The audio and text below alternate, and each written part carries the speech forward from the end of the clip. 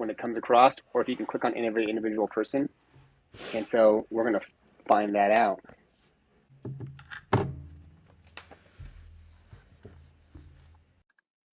Interesting.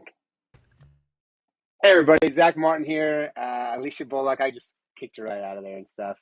Going live today, talking about South Dakota's Bill 214, shared parenting. And this was something that was done, put in place by my friend and a person we had on here a couple weeks ago, Tom Pischke. We was talking about how he's putting together a couple bills and was going to put them up for vote and debated.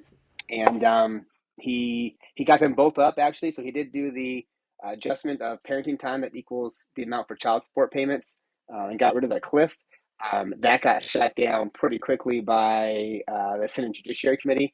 That one would take money from the state's coffers, and they hate that. This one, they're still going to have money even if they have shared parenting. So a little more in favor. And so we're going to have some people on here today to talk about this. Chances that we get Mark Ludwig to come on from AFESP. And we definitely do have Spencer Wainwright. He's on the call in the holding pattern right now. He's in here. He's been working on this closely with Tom Pischke and really focused on making this happen here in South Dakota. And he's a great guy. So looking forward to having him come on here, talk about the bill, talk about what's going on next, how you can be of help and assistance and make this happen. So anyways, without further ado, Alicia, welcome. How are you doing? Oh, sorry. I thought I was muted. Not today. Alicia's muted all the time because of the background noise, but I am good. I am great. I've been really tired all day, but I'm pretty pumped now. It's good. Yeah? What are you pumped about? This? Yeah. Right? This bill for... Oh, you can't see it. You can't see it, no. You can't see... can you see it? You can see it now. Yeah, when you get that close. Senate Bill 214. There you go. So, not Tom's first time doing one, but, you know, he debated about doing it and decided that it was the right choice to go through it anyways. And it's moved forward past where it was last time. And I think the odds are the Senate floor is going to pass this. So we need to do some work right now to get the Senate floor to pass this bill. And that's why we're on this live today, is really to focus on what we can do to help out and make this happen and get this bill just beyond the Senate, but then to go to the House and go forward. So we're going to have Spencer come on here. He's not on camera at this moment, but as soon as he does come on camera, I'll bring him on to speak of the devil. There he is. And we'll talk to him about what's going on and how this is all going. So, Spencer, welcome, my friend. How are you today? Doing well. Thanks for having me, guys. Hey, man. Thanks for being able to come on here at short notice and talk about this bill and what we have going on. So, first off, let's introduce yourself. Tell us about why you're on today. So, for those who don't know me, my name is Spencer Reitzman. Live in Brandon, South Dakota. Ever since 2017, I've kind of been involved. 2016, actually, I've been involved with the shared parenting movement. I don't want to say a victim, but I am a victim of being an unequal parented time father. Through the last 7 years now, I have battled in the court systems to get equal or approximately equally shared parenting time. I have succeeded with that, but just because I don't have to worry about it anymore doesn't mean I'm not going to fight, because I don't want anyone to go through what I've gone through. That's wonderful. I'm glad you're fighting for that. And congratulations, man. Equal parenting or pretty damn close to their kid. That's fantastic. How old are your kids? My kids, my youngest just turned 8 and my oldest will be 10 here at the end of March. Awesome, man. Congratulations. Thank you. Sounds like it's been a fight worthy and you've been successful. So I'm really happy for you for that. Tell us about this bill. What's the exciting part about this bill, and where do you see us at this time compared to times in the past? So this bill, comparative to last year and the year before, is pretty much identical with a few verbiage changes for the most part. 2 years ago, there was a couple clauses in there relating to domestic violence and a few other nuances that the big three, as I call them, the same three that fight against this bill every year, who know nothing about family law, Who are those? Who are those big Yeah, three? you got to call him out by name. Diana Miller, Steve Siegel, who I'm a very good friend of, and Linda Lee Viking. I'm not even sure how to say her name. I think I Um, think I think her last name is Vicken. Um, Vicken. yeah, What? she's from Rapid One City. of them. Sorry, go ahead, Zach. You want to know why Spencer's friends with the dude? How are you Well, friends with? I guess how could you be friends with him? But this kind of a serious issue. How could he not, support it? He's a paid lobbyist for the Trial Lawyers Association.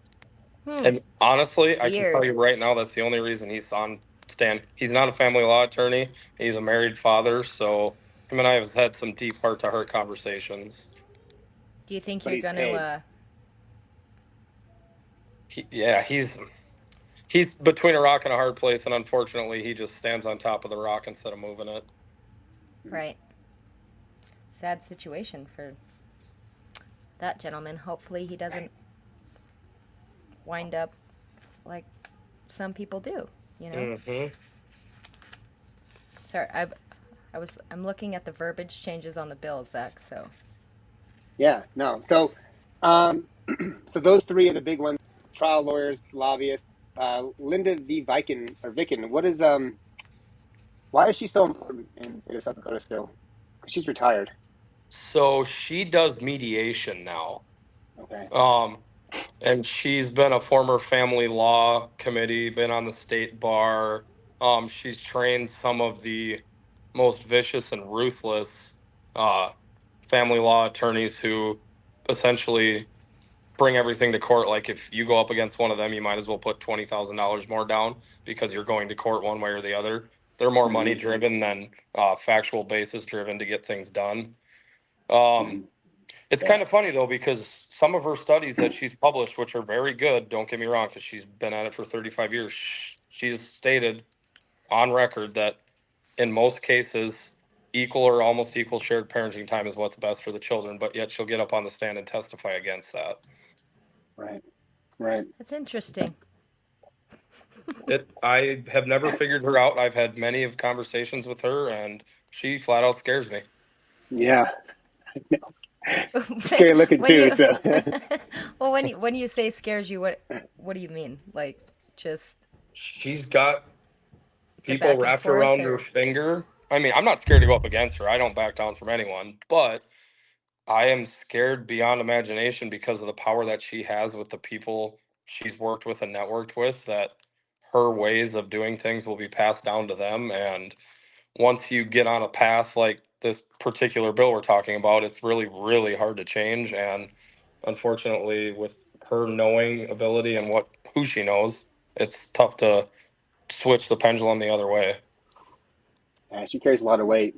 Um, she's been doing it since the beginning of time. I mean, she looks like she's 80 years old. So She's done it probably, longer than I've been alive. yeah, I know. I know.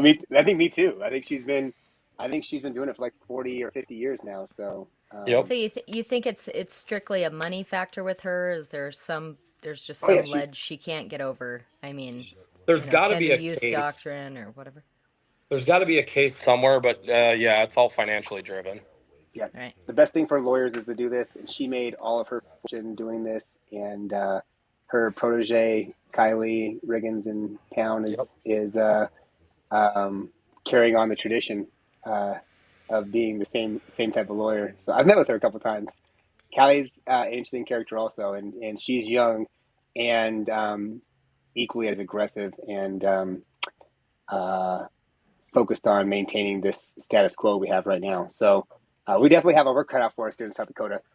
I think one of the things that is nice though, and that we have the ability to do is that we can bring people together. And in today's day and age, especially whether you're there or not, um, whether you're there or not, you can have a say so in South Dakota, right, Yeah, Spencer? absolutely. Yep.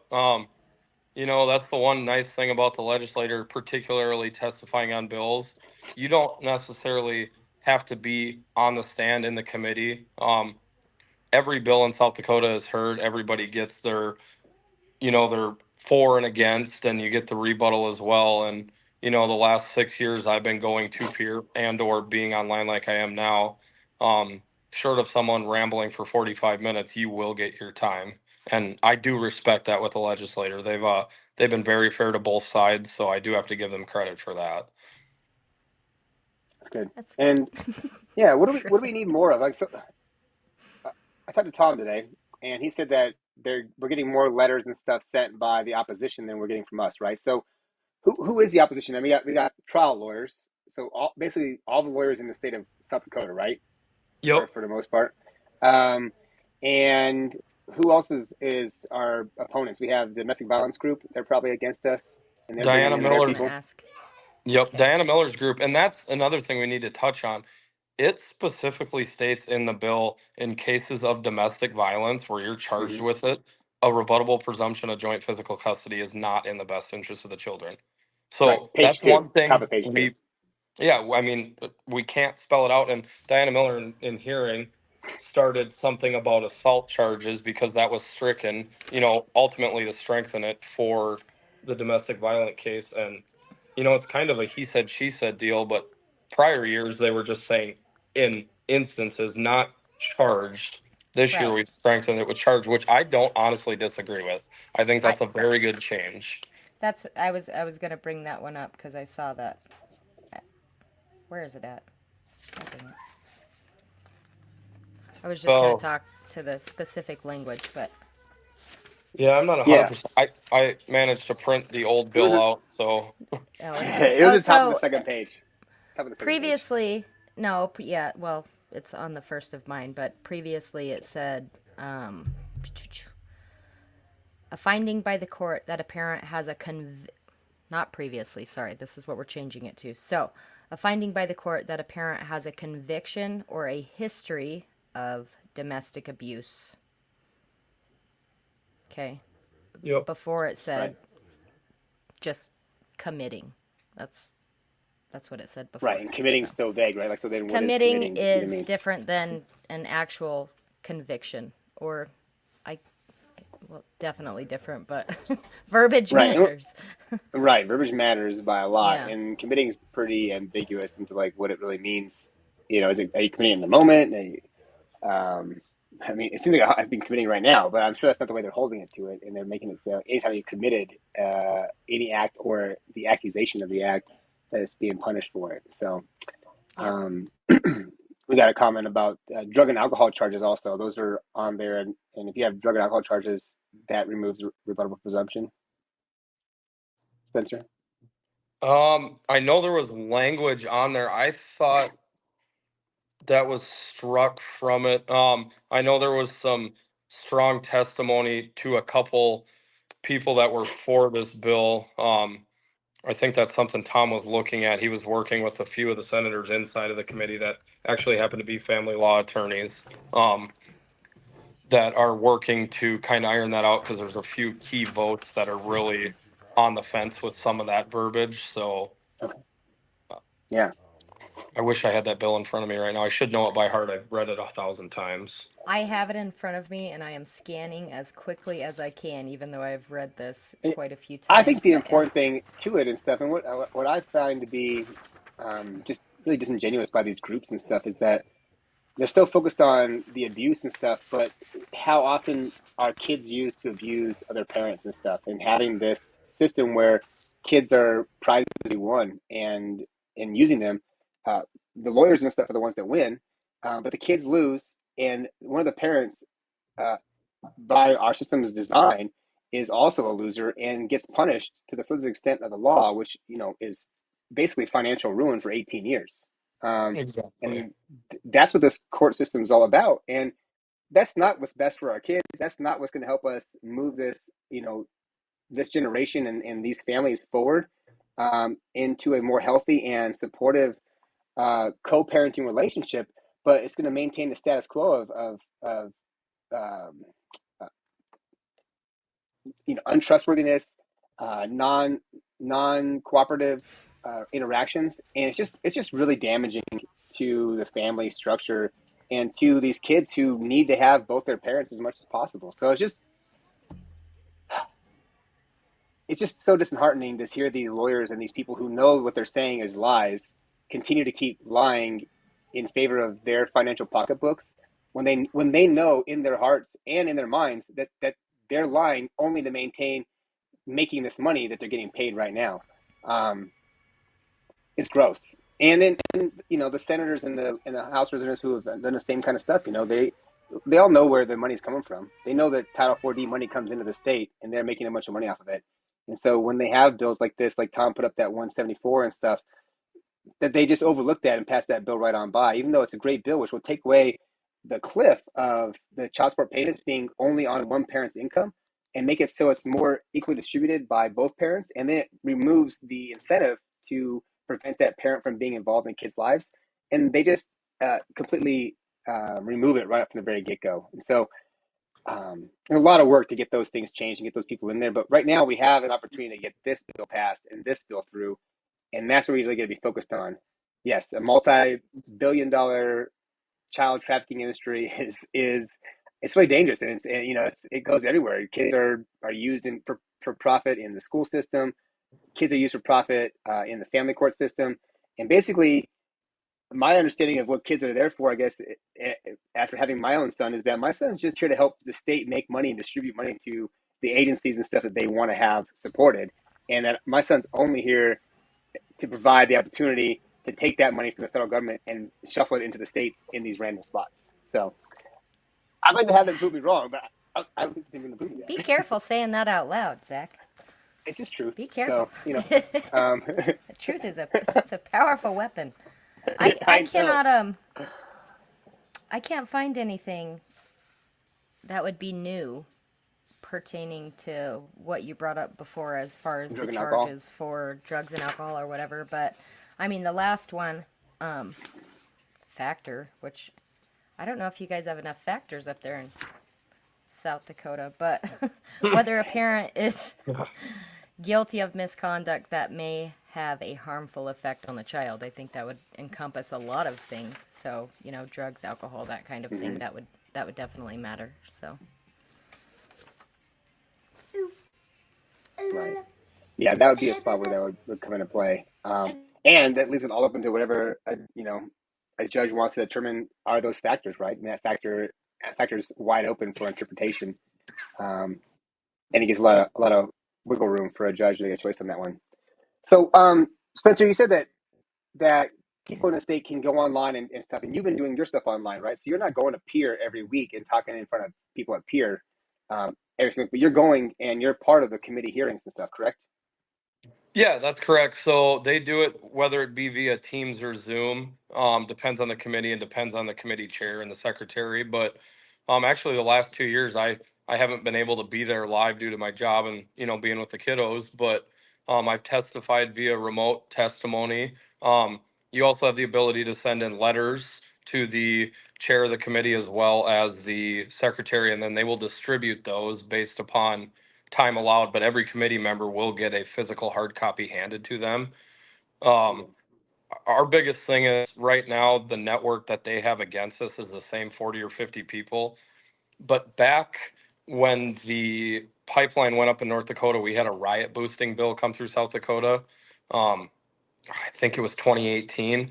We actually sent more emails for that than what was done nationally for this riot boosting bill. So we need to really focus on that. I can tell you the vote's going to be very close. I'm on a first name basis with all but probably 2 or 3 of the senators that currently are in office.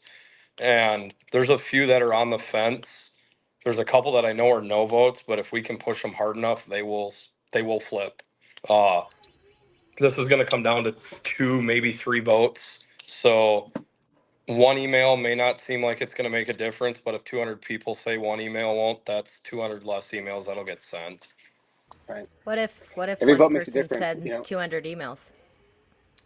So actually what I did, Sorry. I mean, you're not wrong. 200 might be excessive now, but I suggest 1 email a day until the bill is heard in hearing. There you go. Yeah. They also, on the floor of the Senate, have the ability to send notes to the senators. I can work on a list. I don't have it readily available, but I do know 4 or 5 that need some encouragement. There's a few lost causes, just like there is in any scenario.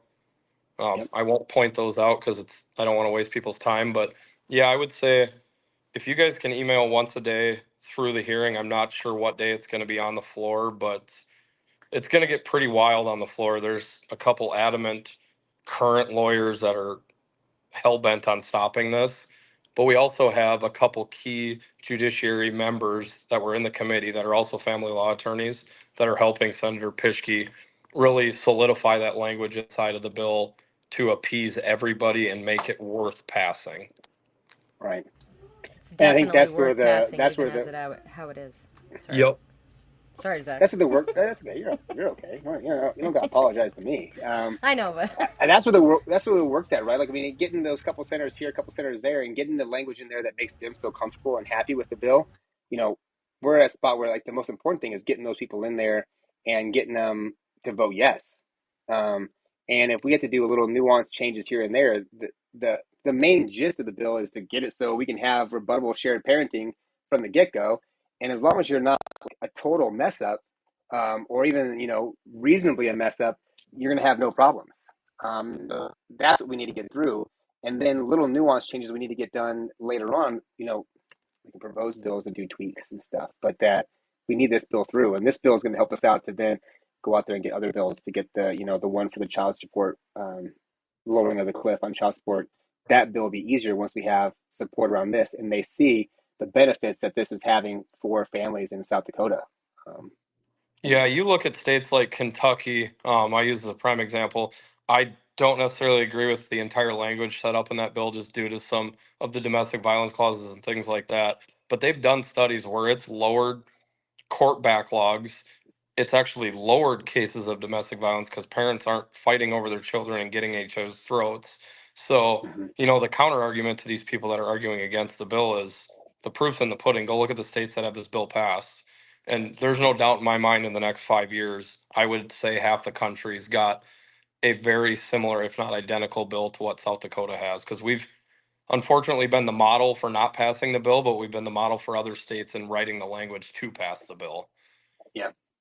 Yeah, and So it seems like it's going through. More states and more states are going in this direction. And I'm not sure if Mark was on there today talking about it or not, but I know there was the talk around Pennsylvania and New Hampshire's working on some bills.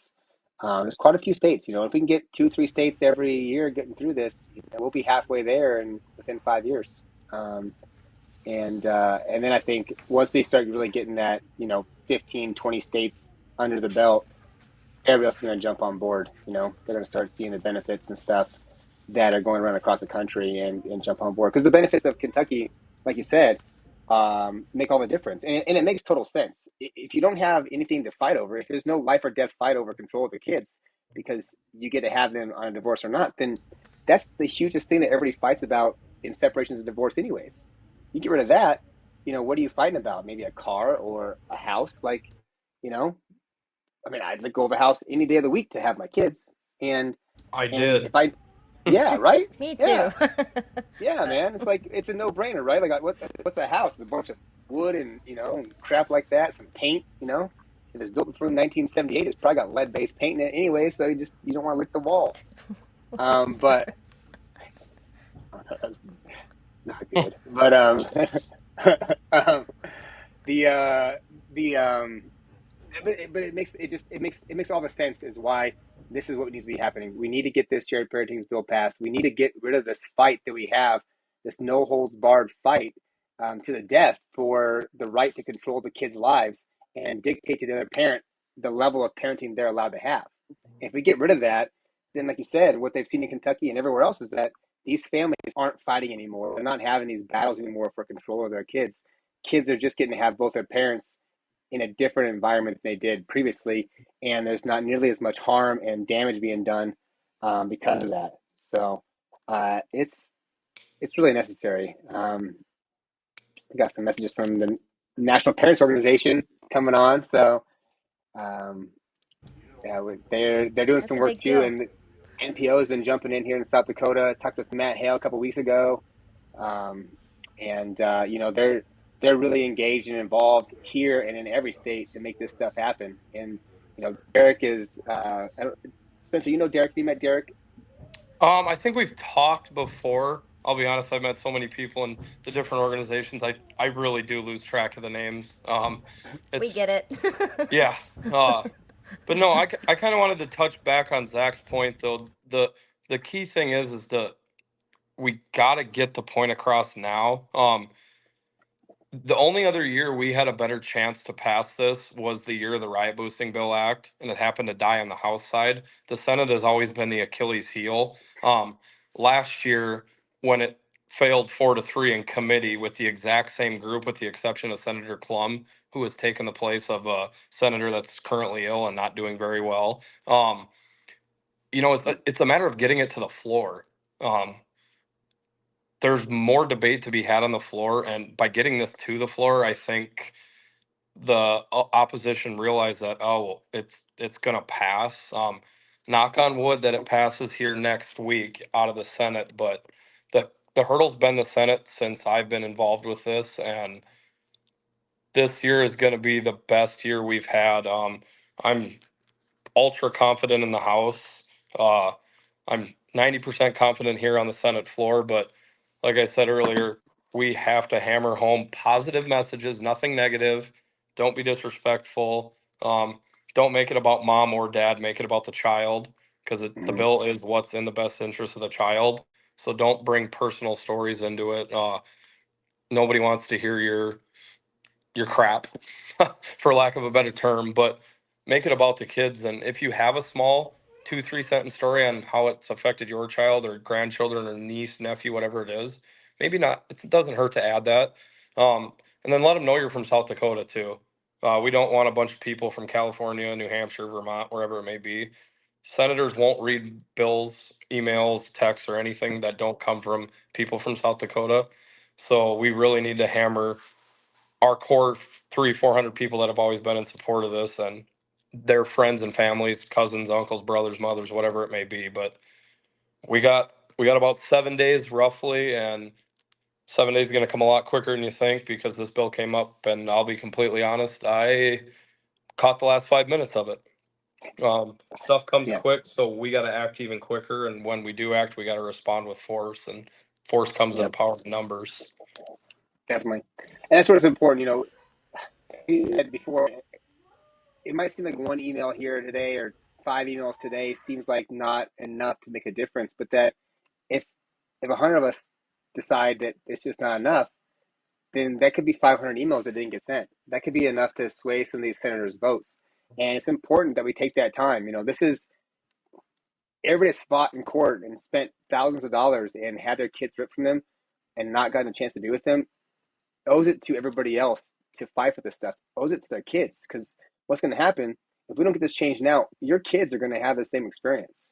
They're going to go through this because divorce is so prevalent in this country now. To dodge it is nearly impossible. Um, and we got to go out there and fight this battle, and that they want to hear from their people saying that this is what they want. And it takes a few minutes. You know, be kind, be supportive, say what you want to have done, and leave it at that. Make it short and sweet. Who you are, where you live, why this is important to you and to your kids and to our state, and then cut it off and be kind. Be supportive of their time and their efforts, but let them know and take a few minutes. You can write a canned speech, save, copy that, and paste that stuff. That's the beauty of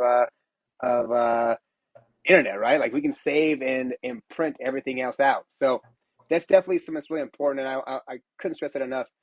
Take the few moments. I'm gonna send out. I'm gonna send I out just, five. Zach, Yeah. real quick, I just wanted to touch on one thing. So, obviously, both you guys are residents of South Dakota right now, and I'm only asking because I've heard it both ways a lot of times. Like, he was saying, Spencer was saying, out of state residents, the legislators aren't necessarily going to look at their emails or care for them, but I've heard it the other way too, and so what's your opinion on that, I guess? I think Do you the best. necessarily have to declare you're a constituent and you want them to, you know, vote You yes, or can you just send an email and state why you support the bill? You don't have to say you're a resident, but the main reason I brought that up is it's the busiest time of the year in the legislature, and I know I'm very good friends with my senator who was a no vote, but we've got him switched. He prioritizes, so you kind of do a brief overlook, and if it says Brandon resident, District 2 resident, it definitely gets pushed to the top of the read list because I can tell you he showed me his email inbox on a bill last week about pipelines. He had like 900 emails. Um, so he clicked on a few, but it's not so much that we don't want out of state people, but we really need to get the people in state to do it first. And by all means, if an out of state person has a family member or friend affected by this potential legislation, then it's super key. But we it's not bad in a sense, but it's just more, it becomes more personable. And if we can get people inside of each district to really hammer their respective legislator or senator, that's where the key factors come in. Yeah, Thank I you for agree. I mean, clarifying. I don't think that being out of state's the reason not to send it in. And if you want to send in emails and you're going to be kind and supportive and succinct and get the message across without giving too much of your story and also putting off that senator, then I say go for it. Because the more emails, the chance, the better. They're going to see the names. They're going to see you're for this bill. But that it really is impactful. Like when you come in there and you say to your senator or your House representative, I'm in your district and I want you to vote this way, they know that you're watching what they're doing and they know what you want them to vote. And so if you vote the opposite way, I mean, I'm not going to vote for somebody who's voting the opposite way. And my senator didn't vote for the bill, and I messaged her and emailed her and called her, and I will call her again and urge her to vote for the bill this time because she has another chance to do it right. So, but I also know who she has as constituents here in town, and I've already named at least two of them. So, but Who's your uh, son? Helen, so Duhamel. So that's all right. Her and her husband are my people, so they're my She's senator a, and my she's a House good rep. lady. She's a good lady. So I haven't talked to her yet before yet, so I'm looking forward to getting a chance to talk to her. And I'll be out there on Tuesday night, and maybe I can get a chance to meet her on Tuesday night. If you're there on Tuesday, Spencer, I'd love to hang out. But I'm going to be there for the bar exam on Wednesday, so I'm going to be pretty mellow and low key. absolutely. I'll probably hit the gym and then take a nap for 8 hours and then get up and crush that thing. But then I do plan on coming back out there and I'll be done with that and I want to hang out. But I feel like um, from what I've heard from her about her from other people and stuff is that she is a very smart and intelligent woman and she is focused on doing the right things. And so I don't think she is um, unwaverable. But She's a we flip have, vote. I have her in the flip category. I well, think then I've I need worked to with get her on on it a then. couple other bills. She's a very personable person that is hell bent on protecting children and working with children to make it better. Um, Good. she is one we could flip, and she would be one of the top 5 of the 35. I would say we need to help try flip because she could be a determining vote down the road. Well, she's the chair of the Senate Judiciary, so her vote makes a big difference being the chair, and she's also the House the whip, right? Yep, The majority she's whip. majority So whip. yeah, so she's a pretty impactful lady, and I actually have a lot of friends inside this district, so I'm going to work on my friends in this district to get them all to email her. In fact, tomorrow my intention is to call 5 people. So Mitch Jeffrey, you're getting a call. Brad Derby, you're getting a call. Um, I'm gonna go through all the dads I can think of who have gone through family court here in South Dakota and Rapid City, and I'm gonna have all of them call up Everybody's and send getting a emails. call. Everybody's getting a call. You're Half of getting a all the men call. you know. You. I've Who actually else wants to gotten get a phone call? I've gotten 3 since we've been on, so that tells you that these live videos and a simple Facebook post or a Twitter message or whatever platform you may use, it makes a difference. My Facebook inbox is so full right now I can't keep up. People are asking what Oh, to do. Just go out and yep, email. I'll post a list on my Facebook page, Zach, yep, Alyssa, all you guys. We'll get the info out. You just got to do the dirty work for us. yep. So You Zach, gotta go out you there and send you it times. Go ahead. put all the emails in the comment section here. Did they I come believe out? I did. I don't know that it did or not, but I'm gonna do a post They're later there. on with all the emails. Are they in there? Okay. So I mean, all the emails. they're there. I think they look okay. And Okay. a quick point to touch on that. So if you don't have a ton of time, send it to yourself and BCC all 35 senators.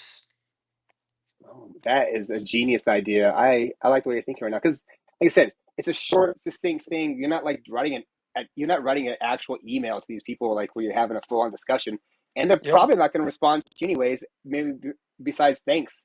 So you can Yep. send a canned email, BCC everybody, and put them all in there. Spencer, you're a genius. You know what? I'm gonna email That everybody I have tonight. never heard that before, ever. Yep. Ever. Send it to yourself and BCC everyone, and then schedule your next 3 emails on whatever email platform for a time and day. Yeah, I can send yeah. out 2,000 emails in a matter of 6 minutes. Wow. I've never timed myself, but that sounds pretty fast, Spencer. Good job. Last year, I may or Super. may not have done a little trial and error run. So, It, you know what? You want to hear something funny? I love like timing myself and seeing those kind of things. When I was a kid, and I got bored, you know how they used to have the channel that had all the channels on it, like they have it yep. at hotels and stuff now still, and it had a clock in the corner, right? And so I'd get It's bored, and I like would like, what am I TV gonna do? guide. TV guide, Like TV exactly. guide. I know kids nowadays don't know what this is, but there used to be this thing. And so I would go there and I'd watch the clock. And then when I hit zero, I'd hit the buttons as fast as I could because there's only like 37 channels, you know? And I'd time myself to see how fast I get from the channel guide back to the channel guide. Let's do that with emails then tomorrow. Let's go. I'm doing it. I will be sent tonight. I'm doing another, I'm committed to another 34 questions tonight, bar prepping before I go to bed. It takes about an hour and a half to do 34 questions. But then tomorrow I'm doing 200. So um, I will send out that email tonight because I'll have more time. And I'm excited about this. You know, I'm excited about being part of this change. Um, Spencer, you and I have met over the phone. In fact, this is the first time we've actually seen each other's faces. Maybe like I have your Facebook friendship, so we can like see you post on Facebook. But Yeah, we've met on the phone a handful of times, that's for sure. yeah, yeah. So I'm looking forward to meeting you in person and stuff. And um, but that I got into law school and started this podcast. Like all these things are around the whole thing of shared parenting. Everything I've done in my life for the last 7 years is really about shared parenting and helping kids have their dads and moms equally in their lives. And I'm excited about getting this next part through and being complete and just being like to dive into this stuff with you guys. Like I can't wait to be able to go to peer before a bar exam and not have to worry about a bar exam and just be able to go to peer and actually just do the people's work and fight for these kids and these families. Um, and having like guys like you and stuff there that can help mentor me with knowing who these senators and reps are, having a great friend like Tom in the Senate, you know, it's such a blessing. And I'm excited to be in the spot with you guys. So I want to help out as best I can to make this stuff happen. And I appreciate all the work that you've done because you've really made a big difference in South Dakota with your efforts so far. And I know that we're just on the cusp of bringing on like the most impactful legislation we can get. And then it's about putting down the next things here and next things there, and just making it better and easier for families to stay family after a divorce and separation. So I just want to give you a lot of love for that because I Thank you. appreciate how I've seen you show up, and I've known you for a couple of years, and you've been a man of your word, and you've gone out there and committed yourself to doing this. And like I said, you have your kids half the time, and you're still here today fighting for these families, and uh, appreciated. Thank you. Yeah. We've talked about that but a lot before is your situation changes and then you kind of quit advocating, and it's so great when people just when they stay in and keep going because it absolutely matters for our future and your Yeah. kids and your kids and my kids and Yep. everybody. And so even though you get to that spot where you get your 50-50 or you get your the perfect scenario for the kids, a lot of people walk away. And so it's great when you can stay in and keep going. So Yeah, thank you. it makes a big difference. I'm helping my buddy out right now with a scenario, same thing. He's like, "Why are you doing it?" Well, I went through it. I don't want you to have to go through it. And furthermore, I know there's going to be hundreds of other friends that are going to have it happen. It's part of the American culture anymore, unfortunately. So if we can train and educate the next generation, it'll help lessen that load down the road. Mhm. Definitely. Yeah. Yeah. Let them know that the right thing to do is to, you know, leave the kids out of it and don't make the kids be pawns and weapons to be used and fought over. It, it's just gonna make such a better society where we don't have that. I mean, half the posts we put on like the Facebook pages get all the hits and stuff is like, blaming one person here, one person there, and people, it gets the clicks when you put up stuff like that brings that controversy out there and stuff. But that uh, the real goal is to like end that, not to have that him versus her and mom versus dad and custodial parent versus non-custodial parent, but that we're just all here together working to help bring our kids better lives and help them have both their parents and get to learn from as many people as possible how to operate and function in this world and and be the best humans they can be.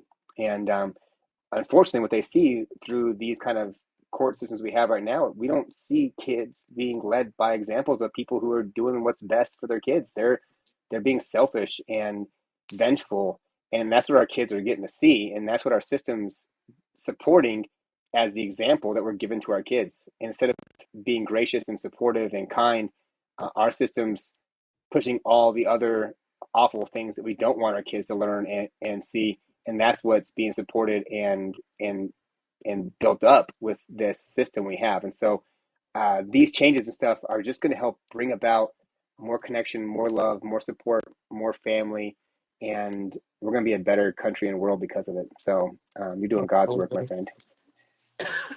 Yeah, Ugh. yeah. Get over that cold, man. It's going around right now, so and it's deep, It's huh? everywhere. I've had it for 3 weeks. It's been all I couldn't even talk, and that's why one of the reasons I didn't testify. I couldn't talk. Man, I have been popping the heck out of everybody around me has been super sick, and I've been like zinc and magnesium and Yep. vitamin C. I've been like pumping those pills like it's my job. I am like magnesium man right now. It is your Like job. so, it is. I cannot get sick. I'm like, you know what? This last month, I am so set on I can't have anything get in the way. And I got sick for a couple of days, and even the little sickness that I had, I still was doing tests and quizzes, and but I kept popping those pills, and man, I'm excited to be here with you guys, and I appreciate getting to be on this program and getting to be with such amazing people. It's a real blessing the friends that I've gotten out of this experience, and I want to just thank you guys for being great friends and leaders and world changers, and just I mean everything that I think that my son should want to have and do in this world, like the friends that I associate with, like you guys right here. I want him to learn these things from you guys and have these examples and know the people who have such great hearts and energy to go out there and be the change for this world. And I'm just absolutely blessed. So I just want to tell you guys how blessed I am. I think I've told you guys a couple times already, but it just means a lot. And you guys have really you guys inspire me and pump me up every time I speak with you guys about what's possible and how much more I got to give. And I appreciate that. So We thank you for your work too. It doesn't go unnoticed. Trust us. thanks, man. Both of You you know what? guys. Yeah, I think this next one's gonna be good. Let me know when you're in town. I'll be there Tuesday night. And I would love to get together, Spencer. If you're in town, like I'll make a point to like take an extra moment to hang out if you're gonna be around.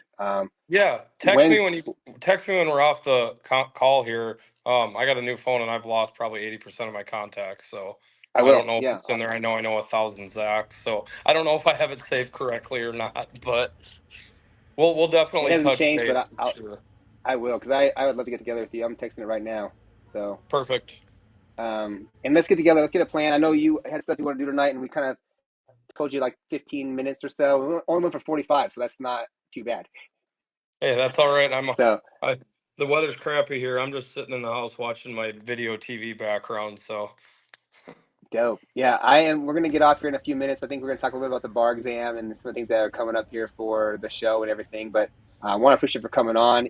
If you're out there, if you're a South Dakota resident, go on to this link on this post, grab those emails, blind carbon copy all those people in there, send yourself an email, who you are, why you Genius. support this, Sorry.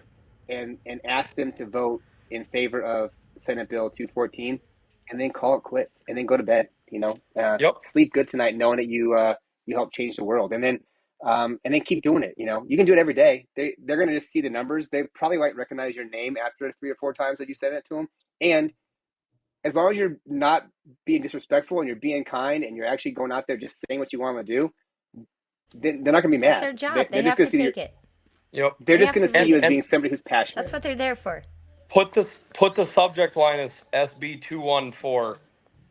Make sure the subject line of your email is SB214 because that's the first thing they'll see, and then they'll know people are there for it.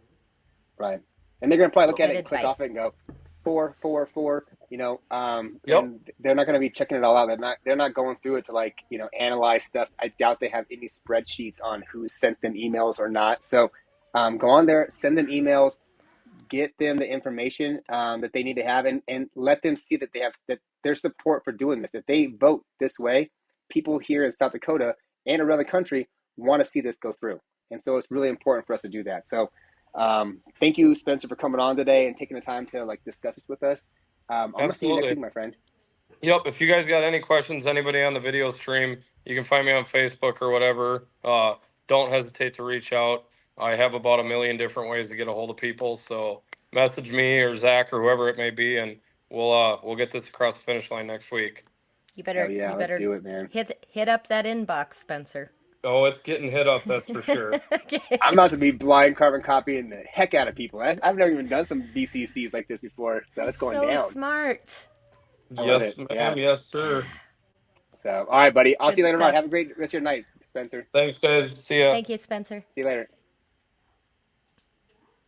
Maybe I removed him. You did. Did I? Spencer's Okay. gone now. Good. It looks like he's still there on my screen. So, is he back? Anyways, so buttons. We're so good at this. I know. We are masters of the arts of podcasting. We are. I mean, come on. It's pretty easy. What'd you say about Mark? Mark's gonna pop in? Mark's He might not. pop in. He said he would if he had time and stuff. So I just told him it'd be open. If he texted me or you, that we would make it happen. I haven't heard from him yet. I'm not paying attention to any of those things. When my eyes look down like this, because I'm looking at my phone. So I did not see anything from Mark, but I it's just so excited to have all these things going on, and to have this kind of support out there for bringing these changes. Do you know when this the South Dakota bill, when was it first filed? Oh, Tom proposed it, I want to say last week, Tuesday, like very last day of the proposed bills. Hold on. Mark needs a link. Oh, you know what? I'm going to send Mark a link. I'm going to send him right now. Mark a link. So, we're going to have Mark on here now, which is wonderful. But Yay. I think that oh gosh, it's going to need new tabs and stuff. So, I think that idea of sending out those blind carbon copies is a really good idea. We're going to see what Mark says, because Mark is the man with regards to the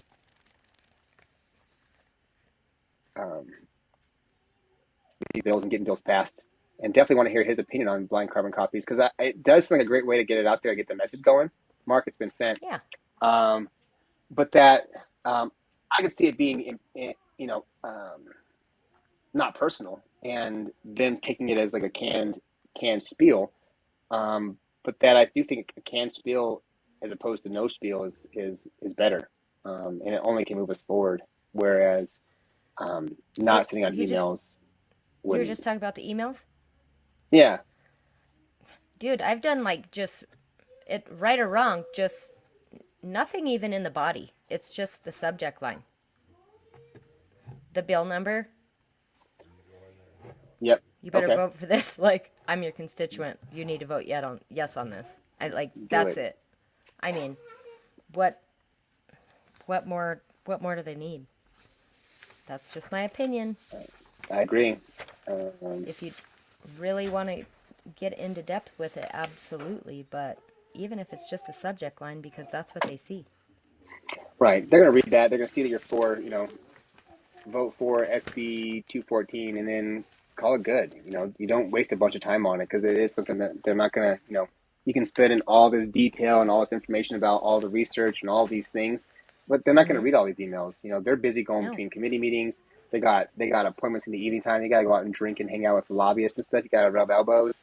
And they got a bunch of bills to vote on. That's true. That's legit. And there's a bunch lobbyists. Okay, paid lobbyists. Not paid just lobbyists. Nobody. Yes, paid not lobbyists. just nobody. Yes. And so it's really important to go out there and get this stuff out there and, make it short and sweet. I'm going to send it up to everybody today. As soon as I'm done with this call, I'm going to send it out, and I'm going to send up a post when I get done with that to challenge everybody to do the same thing also. And then I'm doing my 34 questions tonight, and then I'm freaking going to bed. So, the bar exam's been an amazing thing. We'll see if Mark logs in. I did send it to him, but I put up a post today that I'm at like 83% complete. When I do this last quiz today, I'll be at like 85% complete after today. And what they say in the bar prep world is that if you pass 75%, that you don't know burpees.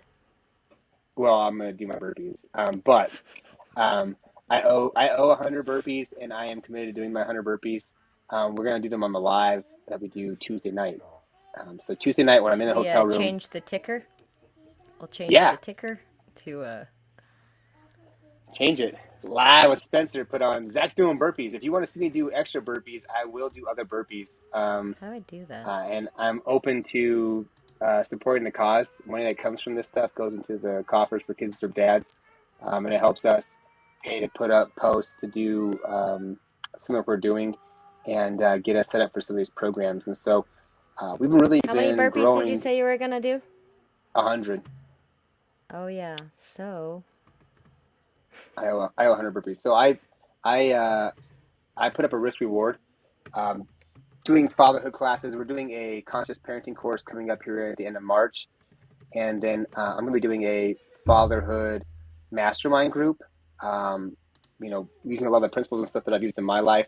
I'm down about 50 pounds from where I was, 60 pounds from where I was on my max while I was studying for the bar exam, and down 20 pounds from where I normally sit for most of my adult life. And it's because I've become much more disciplined and focused and intentional with the things that I'm choosing into doing with my eating and everything else. It goes as 100 burpees, and it's so true. And so I'm putting together this mastermind group. I just now saw that. Yeah, I'm committed to doing this work and helping other men who are going through their own custody cases and stuff to overcome the feelings of hurt and pain and suffering. I see him. I'm finishing up what I'm talking about, and then I'm going to call him up. So, and suffering in that they can overcome all this, and they can move forward, and that they can be healthier versions of themselves. And by being that, regardless of how much time they have with their kids, their interactions with their kids and their life with their kids are going to be infinitely better. I know that from my own personal experience and how I've used those skills to focus even harder on becoming a lawyer and doing the work that it takes and being so committed that even when I feel like I'm exhausted and worn out and don't want to do it, that I still continue to put myself in a spot to get better and keep working on this, because the vision that I have for my life because of what I'm doing right now is so much greater than allowing myself to fail and give up in this moment. And so I'm so committed to it. And what I'm doing this mastermind group to do is to help dads overcome the limiting factors, limiting beliefs they have in their life, and see what's possible, and then choose that possibility, and then having support to then make that be their reality, and having the life that they want to have, regardless of their circumstances. So I'm looking forward to getting some guys in that sphere to make this happen, and the world. I got some great ideas for some activities and things, and I'm going to use all the same stuff that I've been doing. So mind, body, spirit, relationships going to be developed in this group, and it's going to be an amazing opportunity to really step into what's possible in your life and taking your life on with support and men that are out there doing the same thing, becoming the best versions of themselves. So anyways, enough about that. Enough about me with my bar exam. Oh, I can't wait though, guys. It's going to make such a big difference. But right now we got Mark Lowick coming on, the man who's just been out there working right now. I bet he's out there working right now, hustling, because today's Valentine's Day. I'm pulled over on the side of the road in St. Louis. Yeah. Trying to Uber to make a living here. How's that going? It's been a good night. Well, I was hoping it was Valentine's Day. I think it's a little lull. I think it'll pick up. I guess people are eating right now, so I'm hoping another half hour or so I'll get a little bit of a mini rush. People wanting to go home from dinner. Heck yeah. That makes sense. That That makes also. sense. Right now, I'm just hoping I don't get shot. Do not park in the ghetto. You should know the wrong interpasses to go, you know? Where are you parked? Stay in the high class areas. Anywhere in St. Louis is open season. It's the murder capital of the world 2 years in a row, so. Is it really? Wow, way to go, Yeah, St. Louis, yeah, 2 years in a row, and there was a guy with a gun on Saturday. I had this couple I from saw Iowa that. in the back seat, and I yeah, saw they that. said it was. I don't think it was an AK-47. I did see that it was some kind of a rifle. I didn't feel as scared. The guy had it strapped to his back, and so I didn't feel really scared. I feel more scared if they have a pistol in their hand at a Quick Trip parking lot at 1 a.m. Then I get nervous, but. This was the middle of the day, so but these guys were freaking out, though. I mean, this was an older couple.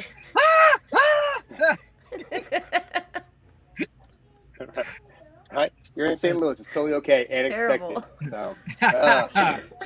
So, I mean, I think unfortunately that's the world we live in right now, right? And we just gotta deal with it. But tell me, there's been a lot of great stuff happening yesterday and the last few weeks with shared parenting and stuff. And I'd love to hear from you some of the highlights that you've been a part of the last week or so. And then we had a few things that Spencer discussed with us about the shared parenting bill here in South Dakota, and I'd love to get your opinion on that afterwards. But tell us all the good stuff that you've been working on this last week. What's been happening?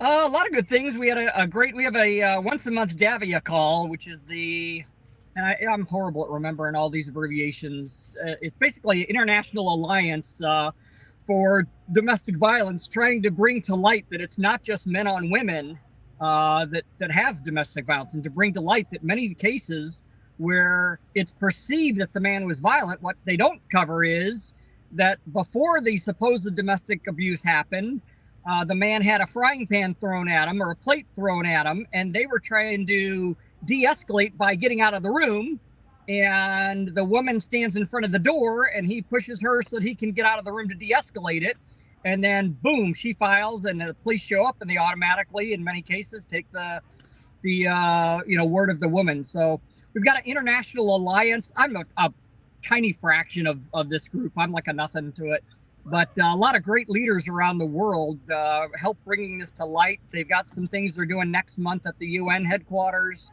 And so this call we had this month, we had some leaders from Europe talk.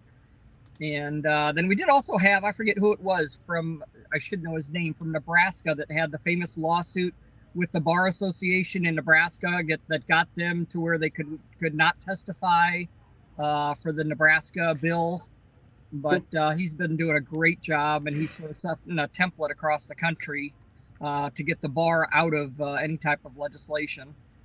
And then we had the Bill Fabricius, who did a great job at the AFCC meeting yesterday, debate. I mean, it was they were very professional. That was the thing. It was very, very neat. They obviously can't stand each other's opinion, but they were very respectful to each other, extremely respectful. It was just neat to see the professionalism. But hands down, Fabricius knocked it out of the park. It was a home run presentation that he gave. I love Fabricius. He's such a cool guy. Easy. Yeah. It was great. Is there anywhere we can see the copy of that debate? Is that like something that's like readily available anywhere? I wish it was. What they did, and I understand what they're doing, because I know myself. When I travel, I have to Uber, especially I think I had some health challenges, so I missed literally all of November and all of December. I had zero Uber income at all, and while I was racking up Christmas bills and everything else.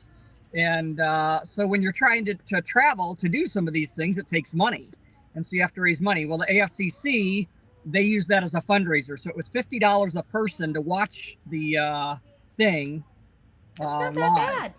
And and unfortunately, from what I heard, they either sold it out or closed it, because I had several people messaging me a couple days ahead of time saying, hey, I tried and they wouldn't let me register. They said registration is closed at this time. Too bad. I'm hoping. I do think that's right. They did announce that they are going to do it again because they did have a good reception. So that went very well. Then yesterday I had the meeting with ALEC leadership, and that's something we need to do because, as I've said over and over and over, there's just not enough time to educate our own people within our community. We get people that mean well, but there's a huge difference between the amateur and the professional. And, somebody who goes out and plays softball, 3 months out of the year, one night a week, isn't at the same level as a professional ball player. And we're going to the Capitol dealing with professional lobbyists that have been trained, to make a full-time living doing this. And so there's just not enough time to educate people in our community. So the easiest way is to hitch our wagon to other organizations that have the clout and bring our issue and make our issue part of their platform. And I had a great conference call yesterday with the leadership of ALEC about potentially getting our issue on their platform, which would be huge. They are the largest organization in the country of state legislators, and that's what they do. They make template legislation, and once they approve it, basically every state starts working on it. So I think we've got a great chance. We're very fortunate. Tim Jones, a good friend of mine, used to be Speaker of the House. He's on their board of directors, and he got me to their meeting in Scottsdale, which turned out, people helped me raise money to get me down there on the skin of my teeth, literally. And I'm glad we did, because if not, this would not have taken place. This was all as a result of Tim getting me to Scottsdale, and we may already be getting close to having our issue talked about on their platform. So that was go ahead. Sorry. There's another ALEC coming up. Just like in Denver. Yeah, and I'll be at that one. That'll be in July in Denver, Colorado. All right. What's the dates in July? I can't remember. It's like the 24th to the 27th. I won't be staying at the host hotel again. They always pick these expensive hotels. Scottsdale was, I think, $700 a night. And this time they're staying at the Hyatt in downtown Denver. And I think it's the same thing. I think it's like $700 a night. The meeting next month at Laguna Beach for CNP, that is $1,400 a night for a Ritz-Carlton that overlooks the ocean in Laguna Beach. Sounds great. I'm like, that's literally 3 months of my mortgage for my little condo. There's no way I'm doing that. So I'm renting a car in Long Beach, and I'm going to stay about 30 miles away. Oh, did my light go out? I'm going to stay 30 miles away in Long Beach, Irvine area, and then just drive in each day, because I'm not spending $1,400 a night for a hotel. No way. Right. You better get some darn good service for that. No, you don't. You get the same service you get everywhere else, probably without even breakfast. Exactly. So. I was going to say, I would expect a full course meal at every meal and do my laundry for me and everything. That's ridiculous. That's ridiculous. I'm interested in the one in Denver for sure. So you should hit me up, because I'm taking the bar exam in July in Wyoming, because Wyoming is part of the UBE, so it's 37 states are part of it. So I'll be doing the bar exam.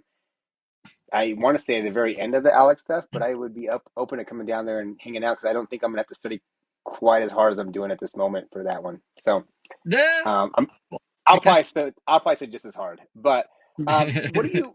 I think one of the things that God, I just doing so much better because I am studying so hard.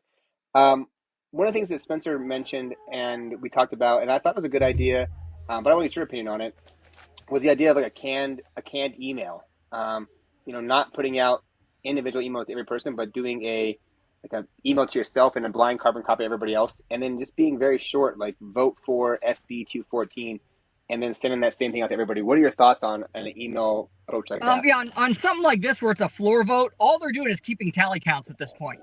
So yeah, the simpler, I always tell people in the subject line, make sure that you put SB 214 and then put support. Because a lot of times all they're going to read is the subject line. So that's all I want is they're keeping a tally count of how many emails they get, how many phone calls. So just in the subject line, put please support SB 214. And then it's okay if you put like 1 or 2 sentences. But I always tell people, if you write more than 3 sentences, I'm not kidding. I've been in there thousands of times. When I worked on the Small Business Policy Council with Governor Blunt, they don't read the emails. If it's going to a floor vote, all they're doing is keeping a tally count. So you're wasting your time if you're going to send a 3-paragraph or 4-paragraph, or some people try sending a 12-page dissertation. I'm not kidding. They're not going to read it. If it's going to a floor vote, all they have time for is about 3 sentences, and most of the time they're just reading the headline. Maybe Right. Cool. maybe I heard that somewhere, Zach, before I started blabbing my mouth about it a little bit ago. maybe I heard that from somebody before. But yeah, on a floor vote, nothing wrong with doing canned email. Just keep them really brief, and the most important part of those is that subject line. Please support SB 214. Yeah, Wow. I think I agree. I think that is a huge point, and I think that saves people a lot of time. Like, you and I and everybody else that's part of this movement really is willing to put in the time and do all these things. But a lot of people complain, I don't have time to do this stuff. I don't have time to be an impact. I don't have time to go out there and fight for the stuff. And this is something that you can do with a very minimal amount of time. If you blind carbon copy these things, put in the subject line this what makes you a want difference. to do, But it can make a huge difference. Even if you do have the time, you think it might be some sort of, I have to write this extravagant email to show my support for this bill to this legislator. You think like that's something you have to do, and a lot of people don't realize that. But yeah, you don't. It makes an impact. Just a short little. Because like I said, every morning they have a meeting huddle, and they go around and they ask, how many calls did we get on each issue? And if they say, man, we got 20 emails, and you'd be surprised how few emails it takes in a smaller state like South Dakota. I wouldn't be surprised if 5 to 10 emails would make a difference. Huge up there. Right. Huge difference. Because they're not getting 500 emails. They're getting especially not in a small state.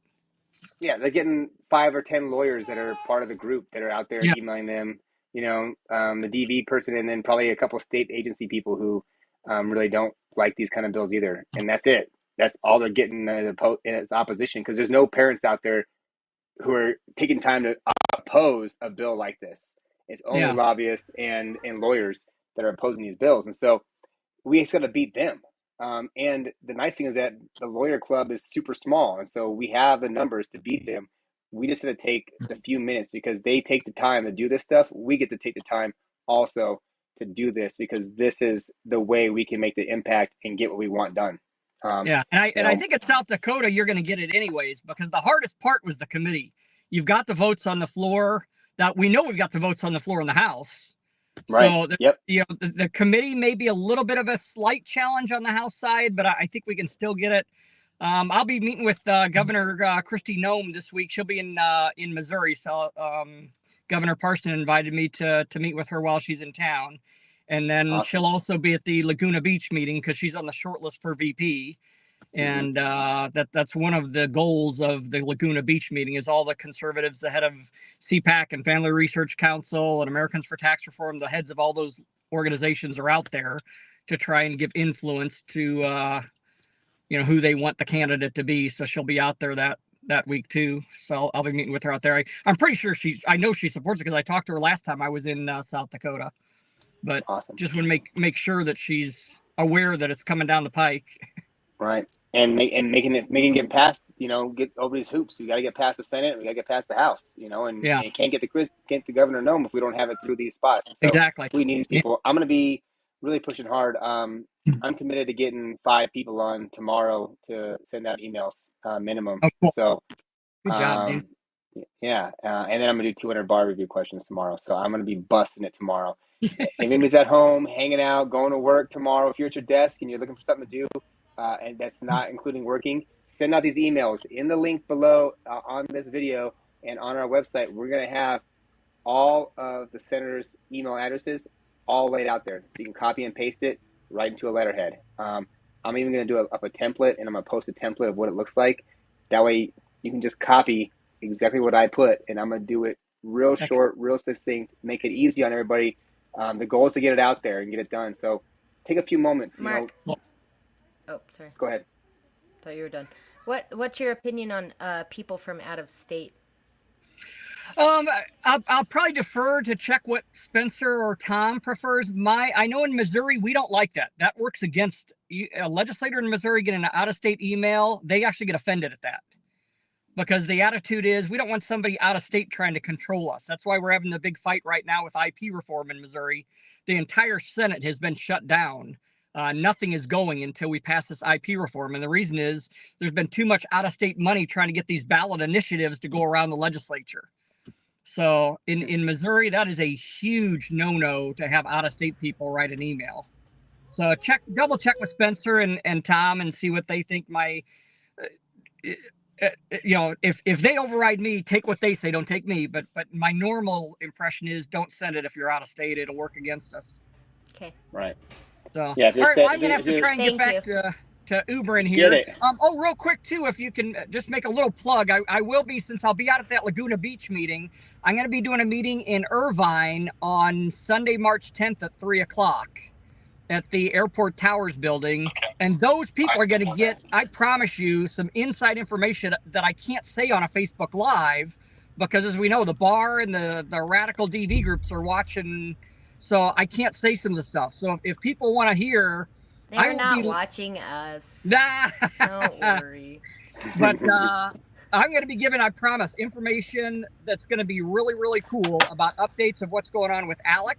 What happened at the meeting at Laguna Beach with the Trump team and all the leaders from around the country, and it's going to be a pretty neat update that I won't be able to give them anywhere else. So that'll be Sunday, March 10th at 3 o'clock at the Airport Towers building in Irvine. Awesome. All right, well, I got to try and get back appreciate you, friends. here and try and Good make luck a living. Tonight. Go, all right, I appreciate you guys. Thank you, Mark. Appreciate you too, Mark. Have a great night. See you soon. All right, thanks, guys. There we go. Always good to have Mark. Oh yeah, I mean, great to have Mark on there. He just is so involved with so much going on in this community. And he's got such an impact in his fingers and in all the things that are happening everywhere around. We have to have people like that. We have to have him. We have to have people like that are able to do many, many things, and sometimes too many, but we definitely need people like that.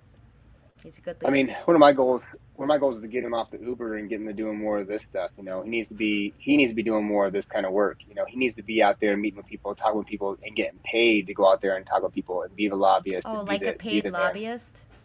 I want to get him paid to be a lobbyist. So that's on my list of things to do. Mark, I'm getting you paid, boy. We're going to get off this Uber business, and we're going to get you paid to be a lobbyist and get you out there doing it 100% full time with all your efforts. And going to be so much better because of that. I think one of the cool things that we have coming up that's going to help support that kind of work is the new parenting classes I'm teaching with kids or dads. The state of Wyoming is actually going to pay us to teach Wyoming fathers fatherhood classes. I got a couple that I'm teaching right now. Some people don't like when other people get paid, Zach. Just be careful. Everybody goes to a job. I don't care. I feel like if you have a problem with me getting paid for trying to help dads out and doing what I love, then you got to check yourself because you get paid for doing what you do. And whether you love it or not is a whole other story. But I'm here to make a difference. I'm here to help people out. And my time is valuable. And my knowledge and skills are unique and very valuable. And I deserve to get paid for that. And I expect to get paid for that. And I'm going to. Yes. And also, I want everybody else to get paid too. I think that we have this weird thing in this. And you should be getting paid. I'm looking forward to us getting paid for this. But one of the things I think is really funny is like, in this industry, in this like supporting fatherhood is like wanting to get paid to teach a course or wanting to get paid to like help dads out going through a mastermind. Like people are gonna dog me, right? Like, oh, he wants to get paid to help dads out and help them be better versions of themselves. You should probably just do it for free. Like, you should just do it for free. Yeah, I know. People do say that. And I think that there's some value. I'm just playing the devil's advocate here, Zach. The thing goes doing it for free, and you can tell me about this. When you get something for free, how do you treat that free thing? Does it give all the love and that kind of stuff? But if you pay value for something, if you go and get a toy and you spend $1 on the toy for your kid and they trash it in 5 minutes, how do you feel? You throw that shit in the trash, right? But you're like, if you spent $500 on a toy for your kid and they went outside and they trashed that thing in 3 seconds, how pissed would you be? I mean, I wouldn't be pissed. I'd just be like, What the dang fuck? You it. spent $500? Why did I Yeah. do that? I should know better. My kids Please are treat your things heathens. with kindness. They're valuable. It's valuable. It's Yeah, valuable, and right? but you would be upset Maybe about a it. You would car is have like a better comparison.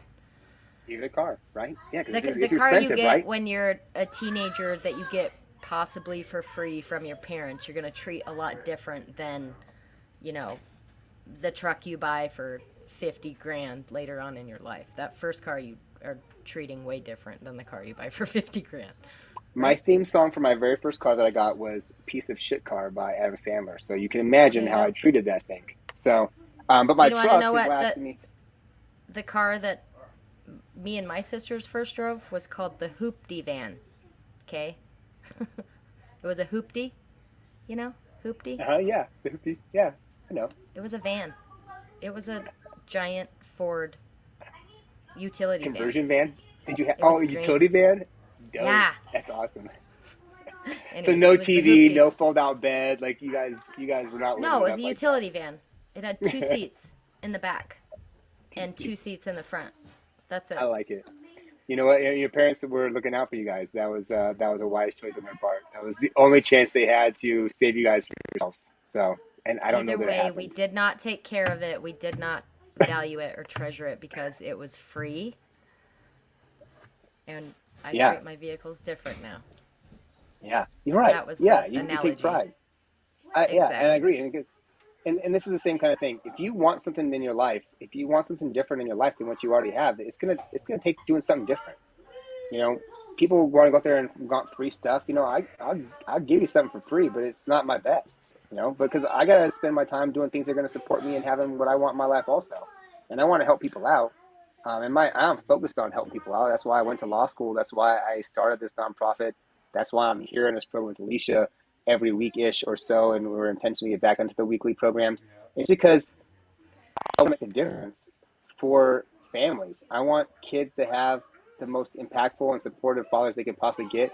I want dads to see their value. I want women to know that they have support and believe that they can do this and that they don't have to go out there and punish the dad to get by, but that together they can work together to make this happen. And that women have a ton of power in this area right now, and they can use it for good or for bad. And the goal is to have them see the value in maintaining both parents being involved over some cash money.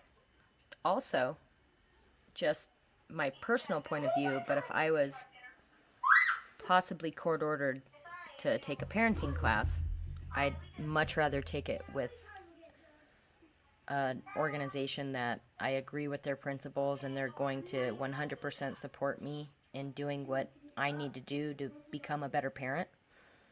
That's Right. the class I would want to take instead of some different kind of run of the mill state I don't know what you would call that, state sanctioned court Parenting ordered course. parenting class. Yeah. That's Well, just me. I took a parenting course. You probably took a parenting course too. I went for this parenting course, and the lady in front of me, um, instructing the course, told me that kids don't need dads until they're 4 years old, and that Hmm. I should just go away and not fight to be in my son's life because he was only 7 months old when I was going to my parenting class. Um, Needless to say, the lady and I did not have a good discussion after that. It didn't end so well. Um, and it solidified my nose because she was the only person in southeastern Wyoming teaching these classes. The only person. And so everybody that's there, every dad that goes into this program, which they're making every dad go to a parenting class, was getting told, your kids don't need till you're 4. Well, some people actually took that to heart, right? Some people heard her say that and believed the words that were coming out of her mouth, even though they were Oh, they're false.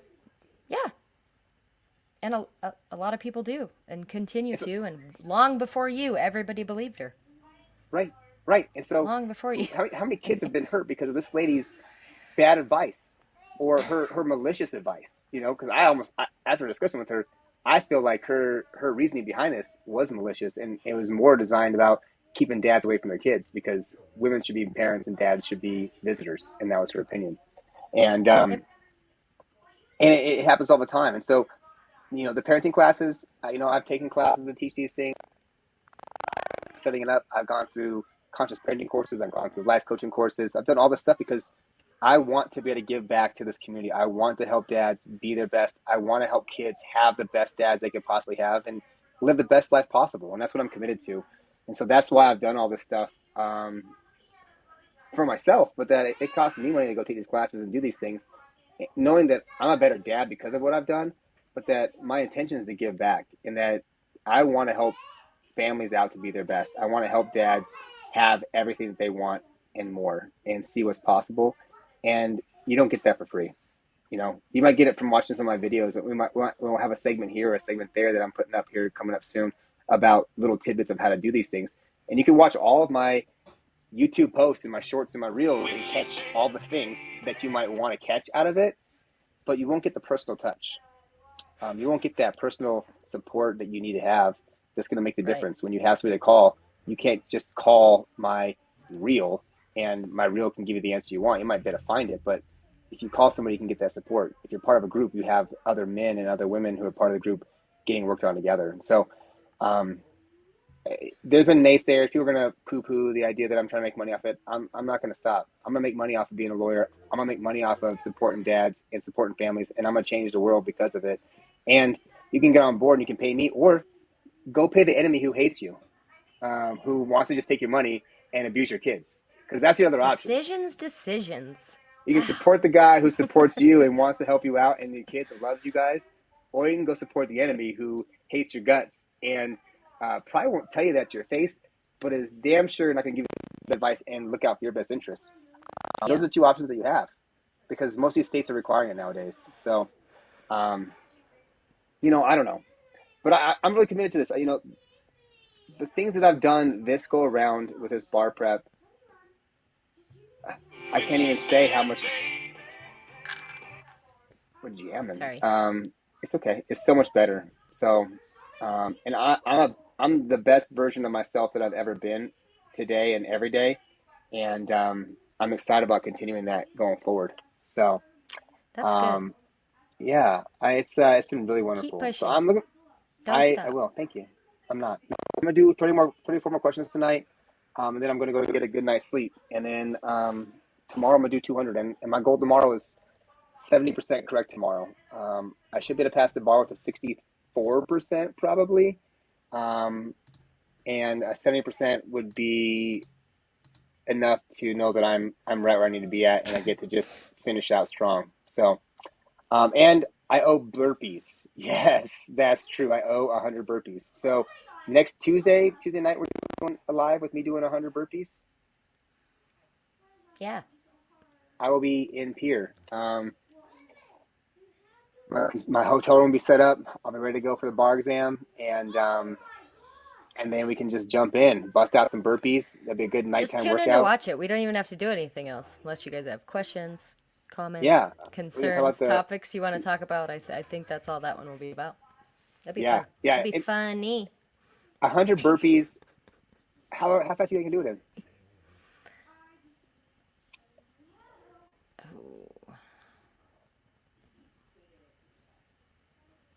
5 minutes. 5 minutes, okay. Gosh, I think that's pretty aggressive. I think you know what? That's pretty aggressive. Well, no, because you could do maybe 10 minutes. I think 5-10 minutes is probably a doable number. I'm gonna bust out 50 of them probably in like 2 minutes. What? But and then you're gonna be done. It's gonna slow down. But I owe those burpees because of a risk reward. So one of the things that we'll be doing in the fatherhood classes and in the mastermind and stuff is, it's not about just being the same person you are, but it's about setting goals and becoming the man you want to be in your life for the reasons that you have to be that. And sometimes you need to push, right? Sometimes you need something to go out there and give you that energy to go out there and make that difference for yourself. And it may not just come innately because you're tired and you're exhausted or whatever, and those things get in the way. But there's this thing called risk reward, and that I use with myself all the time, and that I give myself a reward for doing something. I give myself this prize. I get this complete. I get this prize, and that's very powerful for setting the intention and making things happen. But the one that I find is the most powerful for getting things to be accomplished is a risk, and risking something that is painful to do. These burpees won't be as painful. They're time consuming. And maybe it wasn't a big enough risk because I didn't get 80%. And that's how I usually judge my risks at being complete or not. If the risk was big enough, I got my goal, because there's no way I would let myself not get that goal and let that risk happen. So I've had in the past where I've had risks that have been successful, like where I'll give $1,000 to Joe Biden's political campaign. Well, that is a terrible idea, right?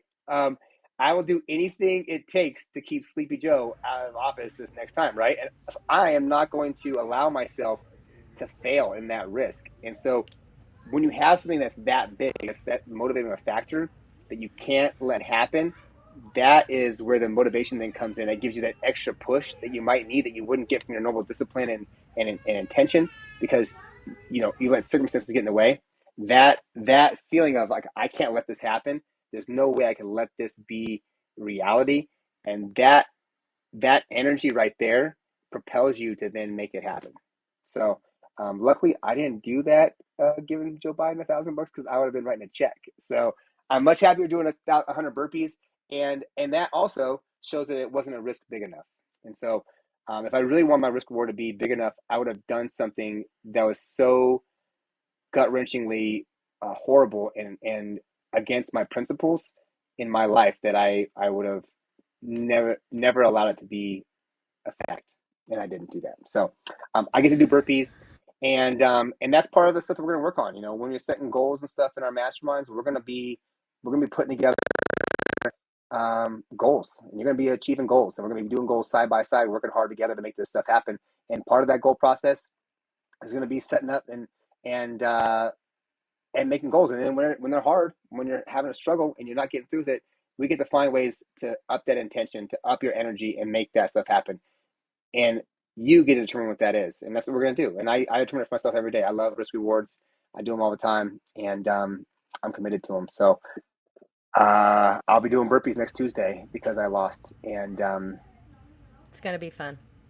that's gonna be fun. E. So, anyways, Alicia, it's been a good time. I enjoyed an hour and a half. I want to get on a setting because I want to knock this 34 questions out before I go to bed tonight. So, I know you got kids in the background. Go hang out with your family. Happy Valentine's Day. Thank you for coming on here. You too. And I love and appreciate you. You're a great friend, and this is an amazing thing because of who I get to do it with. And we're gonna do great stuff. So, Thanks, Wyoming, here we come. You're looking at it. This is the duo. So it's coming. It's gonna be great. So awesome. Down. Have a great night, Alicia. Give the family some love. You too, Zach. All right, see you later.